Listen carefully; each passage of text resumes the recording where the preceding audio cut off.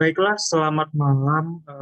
Izinkan saya untuk mempresentasikan terkait tugas kuliah pada Sistem dan Informasi MMT, Master Manajemen Teknologi S2 oleh Kevin Octaviandra.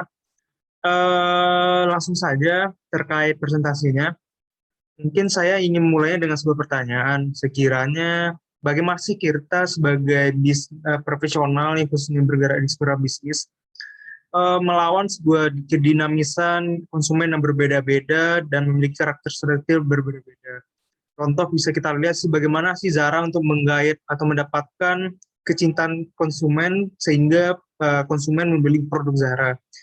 Ternyata salah satu teknologi bisa dipakai adalah salah satunya business intelligence dan data visualization sebagai uh, komunikasi terhadap karyawan-karyawan untuk mengambil keputusan tepat, desain-desain baju yang tepat seperti itu.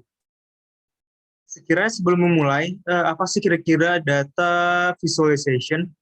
Data visualization adalah sangat menurut saya dan menurut itu adalah hal yang penting bagi suatu bisnis. Dibanding dengan membaca saja, Wizolf mengatakan 80% orang lebih memahami secara visual. Seperti yang kita tahu, pengambilan keputusan perusahaan haruslah didasarkan pada data agar lebih mudah dipahami digunakan data visualization tersebut.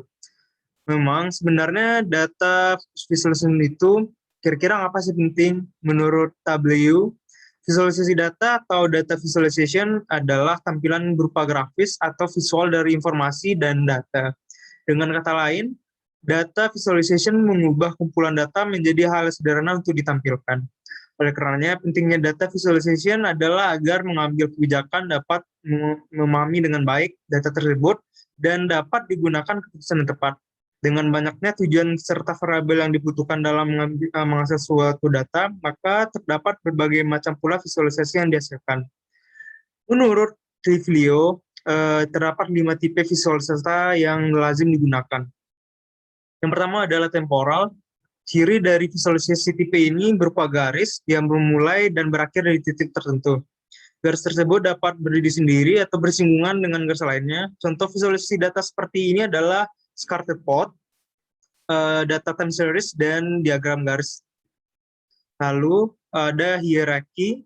Tipe pada visualisasi ini umum digunakan untuk menunjukkan hubungan antara suatu kelompok terhadap kelompok lain yang lebih besar. Visualisasi seperti ini cocok menunjukkan munculnya data-data baru yang berasal dari suatu penyebab. Salah satu penggunaan adalah diagram pohon seperti gambar berikut.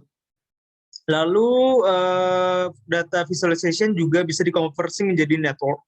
Maksud di sini adalah penggunaan network pada data visualization adalah untuk mempermudah hubungan antar dataset tersebut. Sesuatu yang paling sering digunakan adalah cloud, word cloud, dan node link diagram, seperti gambar. Lalu ada multidimensi. Tipe visualisasi multidimensi ini cocok untuk memvisualisasikan data yang memiliki banyak variabel atau dimensi. Karena banyaknya dataset ditampilkan, biasanya visualisasi ini akan lebih menarik dan mencolok agar lebih mudah dipahami. Salah satu visualisasi ini adalah histogram, pie chart, dan stock bar. Gambar bisa dilihat pada PPT berikut. Lalu yang terakhir adalah geospasial. Tipe data visualization yang terakhir pada kali ini mempresentasikan wujud nyata dari suatu benda atau suatu ruang yang memiliki data untuk ditampilkan. Pada umumnya, visualisasi geospasial seringkali digunakan untuk menunjukkan penetrasi penjualan di suatu wilayah, data pertemuan bisnis, hingga menunjukkan flow pada UX.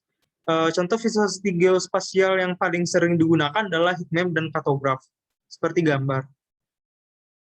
Nah, pada visualization banyak loh software yang digunakan.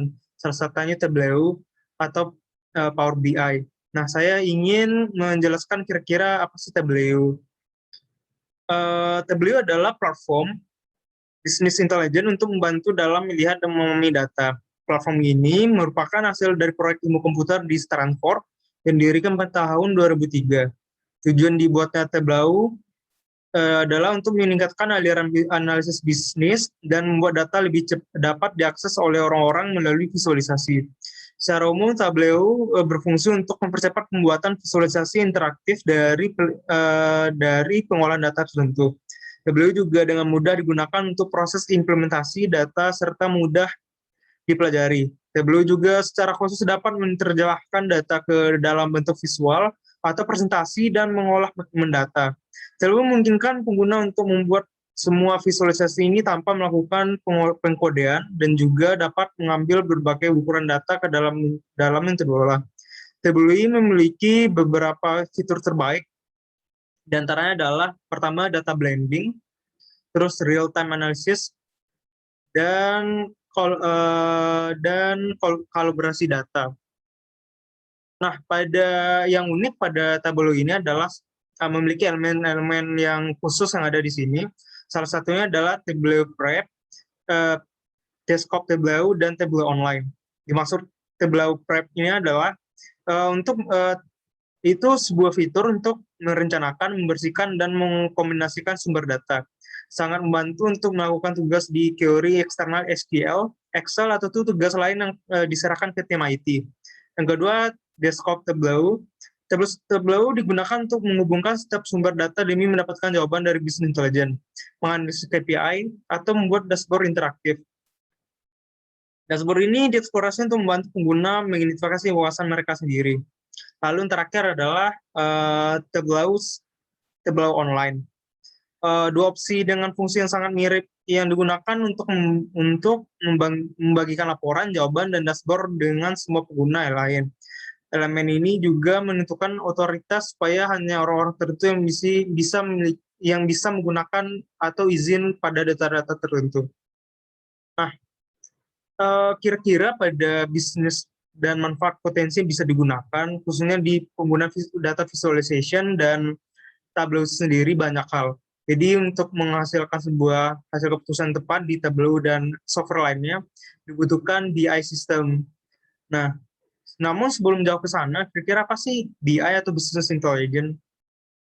BI atau Business Intelligence merupakan proses yang didorong oleh teknologi untuk menganalisa data dan menjaga informasi yang dapat bertindak actionable information yang membantu para eksekutif, manajer, karyawan membuat keputusan bisnis tepat. Dengan demikian, proses dijalankan melibatkan pengumpulan data ke dalam data warehouse maupun gudang penyimpanan data lainnya. Selanjutnya, perusahaan akan menggunakan alat khusus untuk menganalisa data tersebut. Contoh data yang maksud kebiasaan belanja online, biaya operasi bisnis, maupun informasi penjualan. Berdasarkan The Enterprise Project, inti dari BI adalah proses untuk pengambilan data mentah yang tidak dipahami oleh sebagian besar orang karena jumlahnya besar ataupun jumlah besar ataupun yang beragam, dan kemudian diolah menggunakan data mentah menjadi informasi yang terpahami oleh pengguna data yang bisa menjalankan pekerjaan dengan baik. Tujuan utama dari BI adalah untuk mendorong keputusan bisnis yang lebih baik dan berkualitas. Dengan begitu, perusahaan pun dapat meningkatkan pendapatan, meningkatkan efisiensi, efektivitas operasional perusahaan, hingga meraih keuntungan kompetitif di tengah persaingan pasar yang dinatif ini, dan apalagi ditambah dengan adanya teknologi 4.0. Nah, apa sih kira-kira manfaat dan potensi yang kita gunakan ketika kita menggunakan BI untuk perusahaan kita dan data visualization? Yang pertama adalah mendorong pembuatan keputusan tepat. Pembuatan keputusan yang berdasarkan data tidak sepenuhnya menunjukkan salah satu makna penting di dalamnya, di mana orang-orang paling menginginkan keputusan yang diambil dengan cepat, dan bahkan keputusan bisnis saat ini dituntut agar dibuat dalam kecepatan yang sama atau mendekati kecepatan proses produksi data. Berkat adanya perkembangan teknologi, data saat ini dapat diproduksi dengan begitu cepat dan dalam volume yang sangat besar. Karena itu, metode analisis manual dan tradisional jelas mustahil untuk menanganinya. Apalagi metode manual juga rentan akan risiko human error. Yang kedua, BI dapat mengolah data yang berlimpah ke dalam bentuk yang terpakai, lalu memberikan kegunaan dan manfaat yang spesifik berdasarkan industri. Namun bisa sebagai contoh ya, BI juga integrasi dengan biasanya artificial intelligence. AI artificial intelligence dapat membuat proses analisa data menjadi otomatis biasanya, menghasilkan visualisasi bersama dengan insight prediktif maupun diagnostik. Singkatnya, insight yang dihasilkan dapat menjelaskan kunci-kunci penting yang berdampak pada performa bisnis dan memprediksi tren masa depan yang mampu menjelaskan apa yang terjadi dan mengapa. Nah, selanjutnya dapat mempergunakan data dengan lebih baik untuk memahami performa bisnis, lalu mengambil langkah-langkah yang dapat bertindak sebagai respon terhadap indikator performa kunci, dan terakhir menemukan peluang untuk membuka bisnis lini baru. Mungkin itu saja yang bisa saya sampaikan. Untuk kedepannya BI adalah sebuah alternatif untuk menjawab kedinamisan bisnis yang ada di dunia ini. Apalagi dengan ditambahnya 4.0 menyebabkan banyak fluktuatif data, fluktuatif kebiasaan konsumen yang harus kita jawab dengan percepatan kompetitif yang ada. Makanya menurut saya BI ataupun BI ini sangat cocok untuk digunakan untuk mengambil keputusan yang ada. Mungkin itu saja yang bisa saya sampaikan. Terima kasih dan selamat malam. Assalamualaikum warahmatullahi wabarakatuh.